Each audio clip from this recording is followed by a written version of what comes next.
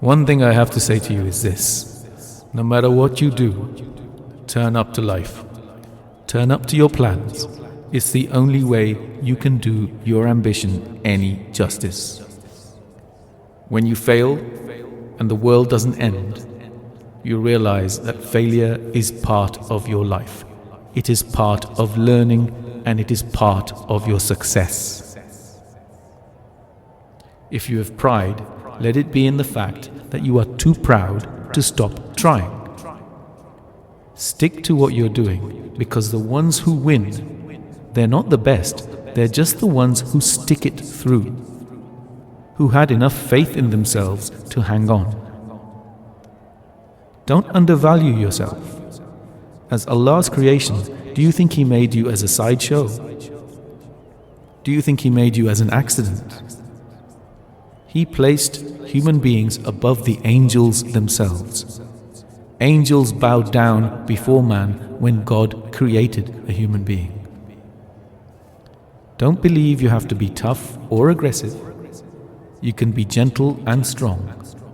Just look at water and look at rain. A river can carve a canyon a mile deep just by gently flowing over the rock. And don't you overlook how successful you can be by just surviving from day to day. Sometimes when you're just hanging on by a thread, that's all you have. And you hang on. Why? Because you're still alive, and as long as that is the case, you know that Allah has a purpose for you. He didn't make you as a coincidence. And if you truly remember what you succeed in every day, then you will realize that you have every reason to keep going. If nothing else, just be stubborn. Be like the stamp sticking to the letter. It gets to the destination because it sticks to the package. Commitment is not what you feel when you feel energetic and good and positive. Commitment is that knot you tie at the end of your rope when you have reached the end of your patience. What more could go wrong? Is that it? Is that all that life could throw at you? You can take more. God will never give you more than you can bear. He tells you so. And if He tells you so Himself, then who on earth could ever get in your way other than you? If God believes in you because you are here, then why aren't you believing in yourself? Allah gives some of us big dreams, and He does that because He wants us to grow into them. He's given you a purpose, and He wants you to grow into it. Find it and grow into it.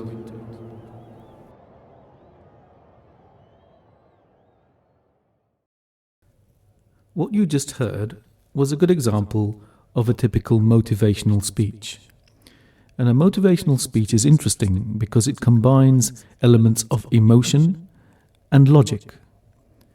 And you can see that when those two things are combined, they can become quite motivating and powerful.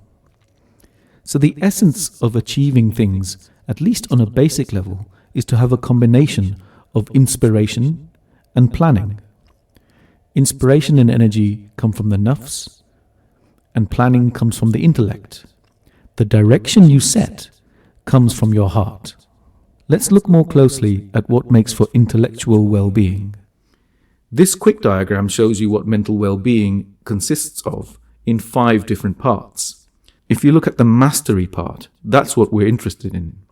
The intellect gives you the opportunity to become trained or skilled in something that you can offer to the community. Whether you become a good imam or an airline pilot, it doesn't matter. What we believe surely is that God has given all of us some kind of quality which allows us to stand out and to contribute. This is where your intellect thrives. For many people, the highest meaning and contentment can be found when they find things that occupy their intellect in quiet productivity. One person might be good at building, the other might be very good at organizing events, and yet another is a great designer or cook or great at teaching. Everyone should look to find where their strengths and enjoyment lies. Children in particular have a very active and hungry intellect, absorbing knowledge in their own way according to what kind of intellectual strengths they have. Some will have physical intelligence, such as building or athletic ability, or in interacting with others in play or trade. Others will enjoy skill in mathematics, others in art or history. It's important to help identify what a person is good at and what they enjoy. Adults should take the same cue. It is unreasonable to expect everyone to be good across the board, and if it turns out that you or your child has one specific preference or you are very good at one or two things, then it's just as well that you concentrate on those two things. Most importantly, the intellect is best enabled when you face challenges with a sense of creativity and optimism and play. If you look at children, they learn at an alarmingly fast rate, and they do this by simply having no expectations and playing with the things around them. The intellect also thrives on having routines and structures. Alhamdulillah, we have a ready-made timetable in our life, and that's the structure of Salah times.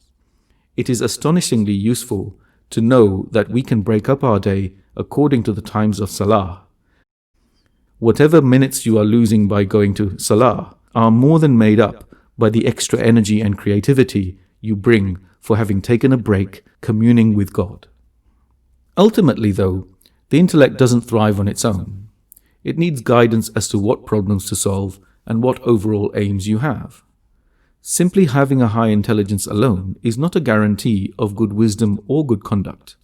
There are many apparently intelligent people who have also made very bad judgments.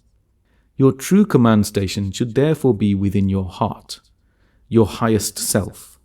This is your true self. It is the place where you find the purposes and projects that you can set for your intellect to then attend to. We will look more closely at the heart in the next video. And you know what I'm going to ask for now, aren't you? Please like and subscribe. The more subscribers we have, the more videos I can make, and the more books we can start producing free of charge, so that all of the Muslim Ummah and anyone who wants to be more mentally healthy can access the information they need. Thank you so much for listening, and I look forward to seeing you in the next video, inshallah.